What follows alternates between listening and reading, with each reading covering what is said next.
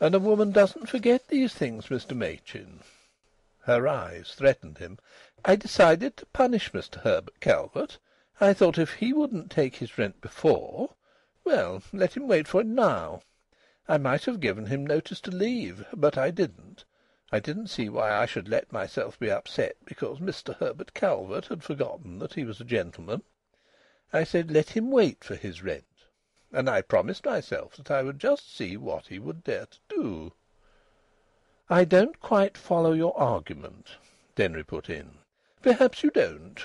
She silenced him. "I didn't expect you would. You and Mr. Herbert Calvert. So he didn't dare do anything himself, and he's paying you to do his dirty work for him. Very well, very well." She lifted her head defiantly. "What will happen if I don't pay the rent?"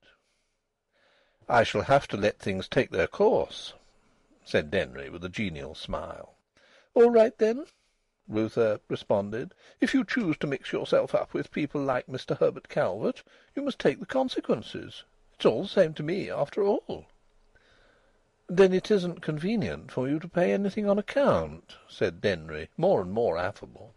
"Convenient?" she cried. "It's perfectly convenient. Only I don't care to. I won't pay a penny until I'm forced. Let Mr. Herbert Calvert do his worst, and then I'll pay. And not before. And the whole town shall hear about Mr. Herbert Calvert."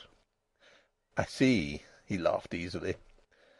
"Convenient," she reiterated contemptuously. "I think everybody in Bursley knows how my clientèle gets larger and larger every year. Convenient." "So that's final, Miss Earp?" "Perfectly," said Miss Earp. He rose. "Then the simplest thing will be for me to send round a bailiff to morrow morning early." He might have been saying, "The simplest thing will be for me to send round a bunch of orchids." Another man would have felt emotion and probably expressed it. But not Denry, the rent collector, manager of estates large and small. There were several different men in Denry, but he had the great gift of not mixing up two different Denrys when he found himself in a complicated situation. Ruth Earp rose also. She dropped her eyelids and looked at him from under them. And then she gradually smiled.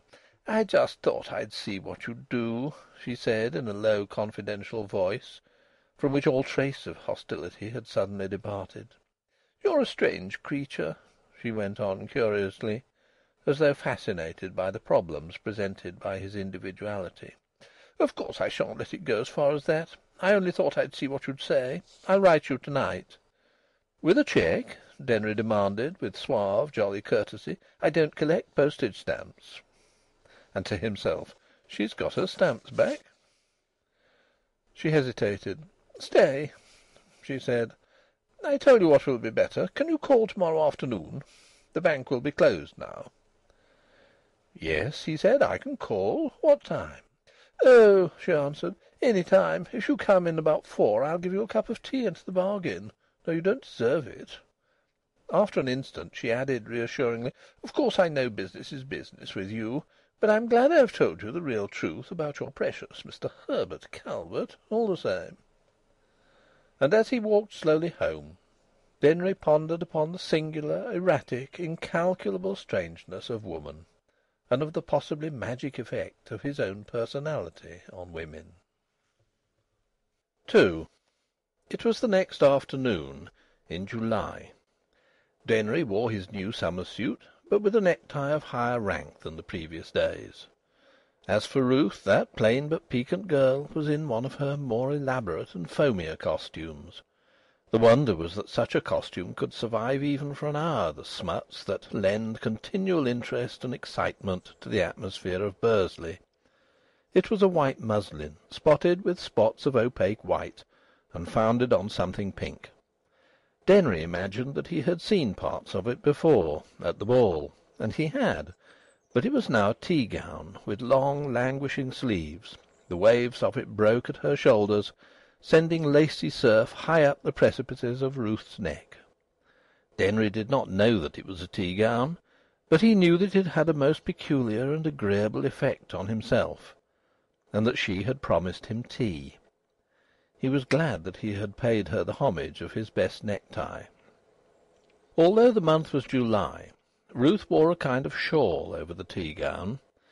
It was not a shawl, Denry noted. It was merely about 2 yards of very thin muslin. He puzzled himself as to its purpose.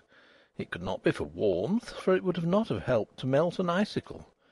Could it be meant to fulfil the same function as muslin in a confectioner's shop? She was pale.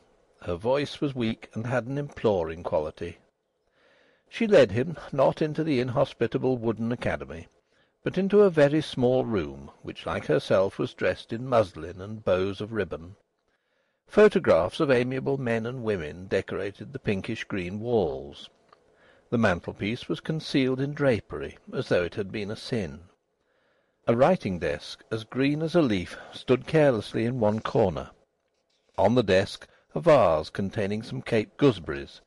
In the middle of the room a small table. On the table a spirit lamp in full blast, and on the lamp a kettle, practising scales. A tray occupied the remainder of the table. There were 2 easy chairs. Ruth sank delicately into one, and Denry took the other with precautions. He was nervous. Nothing equals muslin for imparting nervousness to the naive. But he felt pleased. Not much of the Widow Hullins's touch about this, he reflected privately. And he wished that all rent-collecting might be done with such ease and amid such surroundings as this particular piece of rent-collecting. He saw what a fine thing it was to be a free man, under orders from nobody. Not many men in Bursley were in a position to accept invitations to 4 o'clock tea at a day's notice. Further, 5% on £30 was 30 shillings, so that if he stayed an hour, and he meant to stay an hour, he would, while enjoying himself, be earning money steadily at the rate of 6p a minute. It was the ideal of a business career. When the kettle, having finished its scales, burst into song with an accompaniment of castanets and vapour, and Ruth's sleeves rose and fell as she made the tea, Denry acknowledged frankly to himself that it was this sort of thing, and not the Broome Street sort of thing, that he was really born for. He acknowledged to himself humbly that this sort of thing was life, and that hitherto he had had no adequate idea of what life was. For with all his ability as a card and a rising man, with all his assiduous frequenting of the sports club, he had not penetrated into the upper domestic strata of Bursley society. He had never been invited to any house where, as he put it, he would have to mind his P's and Q's. He still remained the kind of man whom you familiarly chat with in the street and club, and no more. His mother's fame as a flannel washer was against him. Broome Street was against him, and chiefly his poverty was against him. True, he had gorgeously given a house away to an aged widow.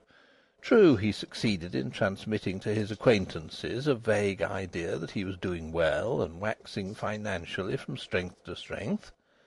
But the idea was too vague, too much in the air, and save by a suit of clothes he never gave ocular proof that he had money to waste. He could not. It was impossible for him to compete with even the more modest of the Bloods and the Blades. To keep a satisfactory straight crease down the middle of each leg of his trousers was all he could accomplish with the money regularly at his disposal. The town was waiting for him to do something decisive in the matter of what it called the stuff. Thus Ruth Earp was the first to introduce him to the higher intimate civilizations, the refinements lurking behind the foul walls of Bursley. "Sugar?" she questioned, her head on one side, her arm uplifted, her sleeve drooping, and a bit of sugar caught like a white mouse between the claws of the tongs. Nobody before had ever said "Sugar" to him like that. His mother never said "Sugar" to him. His mother was aware that he liked 3 pieces, but she would not give him more than 2. "Sugar," in that slightly weak, imploring voice, seemed to be charged with a significance at once tremendous and elusive. "Yes, please." "Another?" And the "another" was even more delicious. He said to himself, "I suppose this is what they call flirting." When a chronicler speaks the exact truth, there is always a danger that he will not be believed. Yet, in spite of the risk, it must be said plainly, that at this point